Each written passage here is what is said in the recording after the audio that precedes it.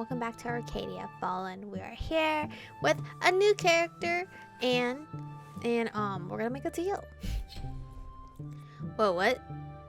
Reality? People's lives are at stake. I need her to realize her personal goals have to come second. Promise we can make this work in a way that is beneficial for both of us. Promise? What the heck? If you help us, I promise I'll do anything I can to help with your thesis. Anything. First you sell your soul to a spirit, now a mad scientist. Michael, if you want my soul too, you can have it. I'm just saying. Nice. Very well, alchemist, I'll bite. You have my expertise, and in return we'll see what I come up with. I'm sure my grand experiment will be absolutely ingenious. That sounds fun. This is gonna be fun, right? Oh no. No idea. Where? I mean, I haven't been to the tavern yet. Oh, wait. I need to go to the market. Tavern, though.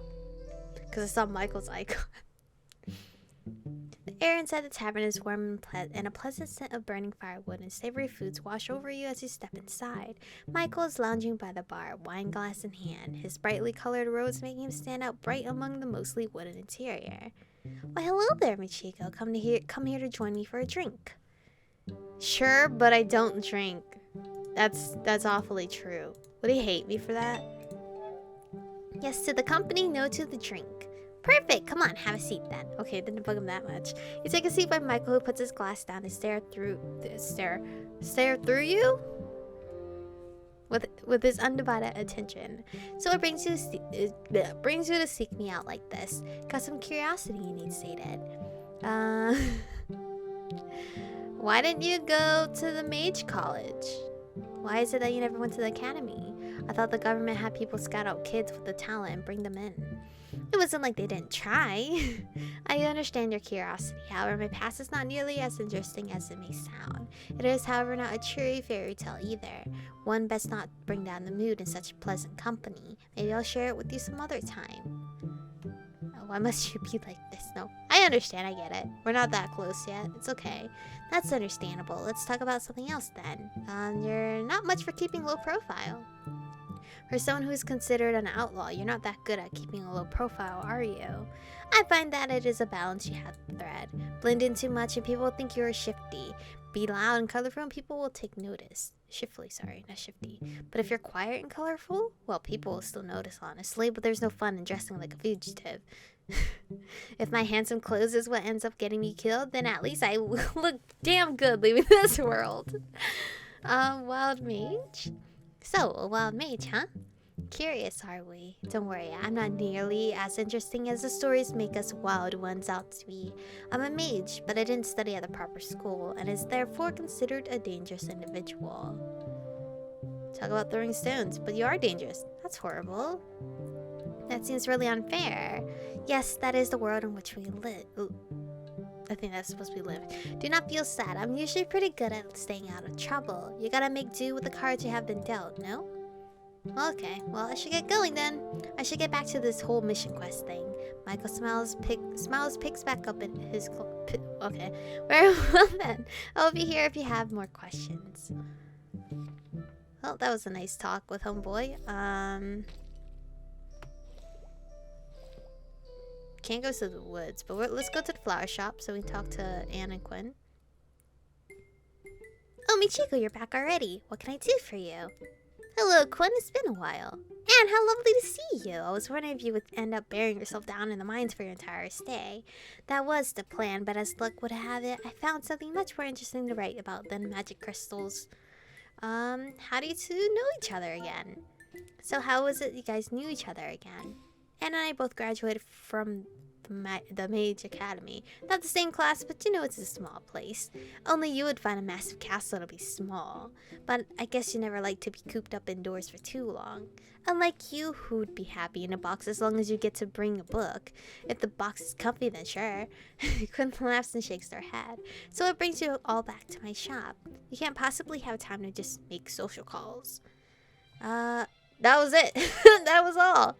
See you later, Quinn. Take care and try to stay out of trouble. Oh, and Anne? Yes? Do drop by from time to time while you're here, will you? I miss our game nights. Okay. I'll see if I can find some time. Perfect. I'll see you around.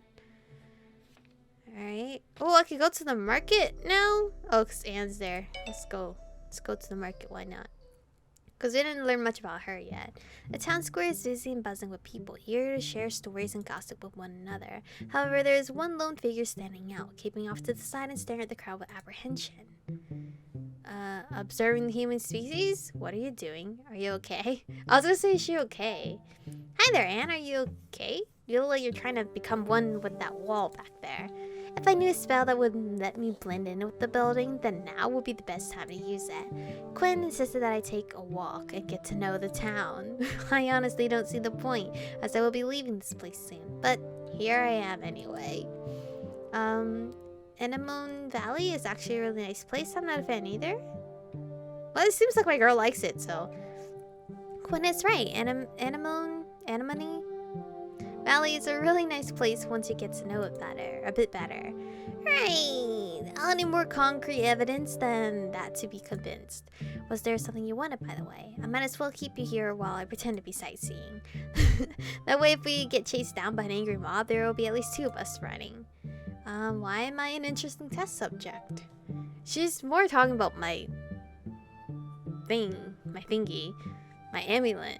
So, I'm curious, what exactly is it that you think you'll discover from researching Mime and me? Or in that, I guess. If things pan out right, then these experiments might yield a solution to the Empire's shortage of magic energy. Is there a shortage on magic? I thought the general gospel of the Empire is that there is too much magic in the world. That would be their public opinion, yes. Privately, most people in the big cities and capitals enjoy the commodities that magic provides them with. From their mage light lamps, self-driving horse carriages, orbs of communication, you name it. Their complacent lifestyle is dependent on all these... I keep wanting to burp because I've been taking so much air. On all these magical items, and every single one of them is powered by a magic crystal. Now, crystals are great for this purpose, but there's only so many to go around, which means the cost of those crystals steadily continues to rise, which, in turn, gives a disproportionate amount of power to those who own the crystal mines, since there's no alternatives. But you don't need a crystal. Sorry, you're a completely normal, no magic human using an alchemy table without any clear power source. Her face. If I can figure out how you do it, it might very well change the world as we know it. That's an admirable goal. Wanting to help the world like that. Oh, you misunderstand. I don't give a damn about those people. Their petty problems mean nothing to me, but with a discovery like that, I'm absolutely certain to be granted a professor title. Then I can go back to doing whatever research I want, and the world can continue to slowly destroy itself for some other dumb reason. You and Quinn seem to be close. Quinn is one of those people that grow on you over time, and once ensnared, they'll not stop shoving all their friendship and love on you. They're my best friend, actually. Honestly, sorry.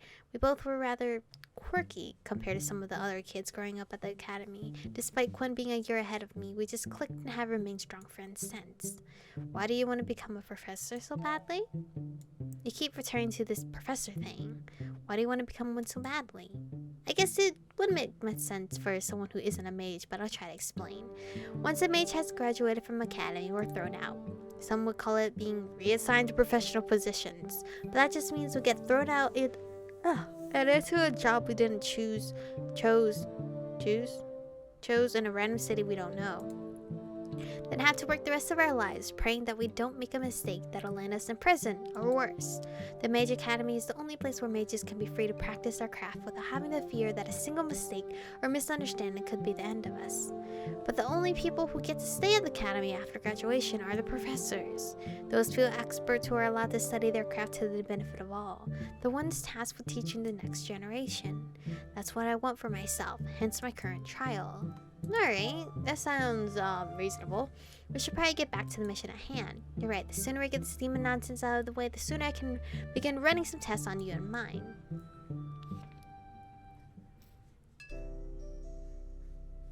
Alright, well, last spot is the alley before we go home. Ah yes, this is a nice spot. Empty, quiet, perfect place to just disappear. Chica, hi! What brings you out here? Were you hiding in the trash can? Are you running away? Sorry, I didn't mean to frighten you. Were you hiding in the trash can? Mine, we can't keep meeting by the trash like this.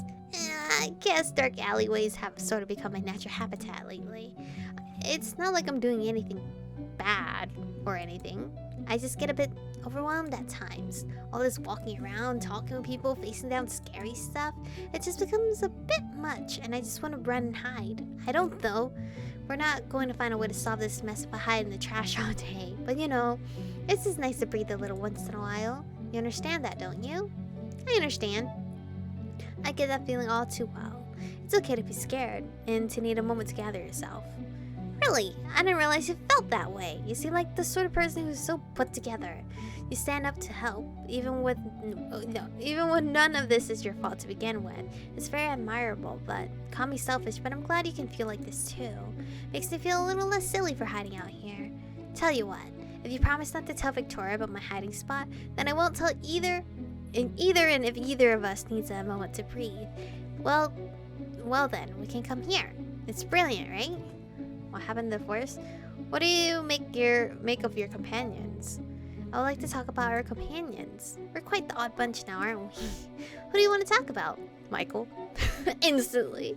What do you think about this Michael fellow? He's great fun to be around.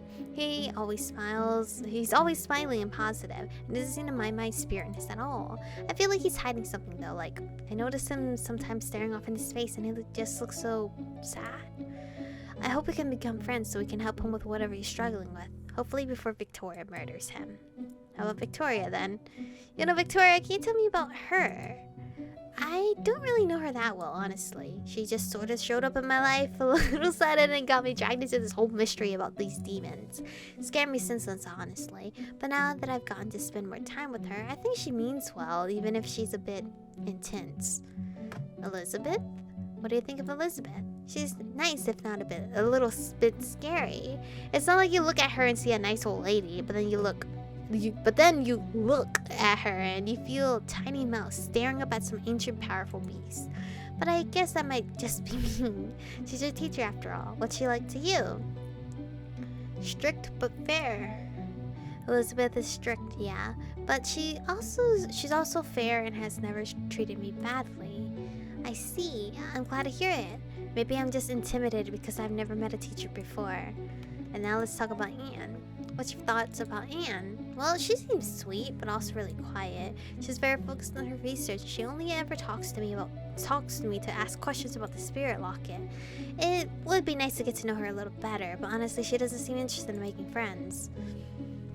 Some people are like that. What happened in the forest? You're acting pretty weird when we went out to the forest. What was that all about? Me? Weird? No way. So you noticed, huh? I'm sorry I was acting weird. The forest is a special place for me. It was where Victoria found me, and there's a lot of things I like answers to, but it's not really all that important. I'll stay on track from now on. Don't worry. Alright, let's go. We should get back to work. Right, back to work. Sealing demons, saving the world, and all that stuff. Alright. The last thing is, home. I'm gonna save it here for today. Again, if the episode obviously if the game is gonna end the next episode, I'll just fuse it together if it's super short. But I thank you guys for watching today's episode. Stay beautiful, and I'll see you guys in the next one.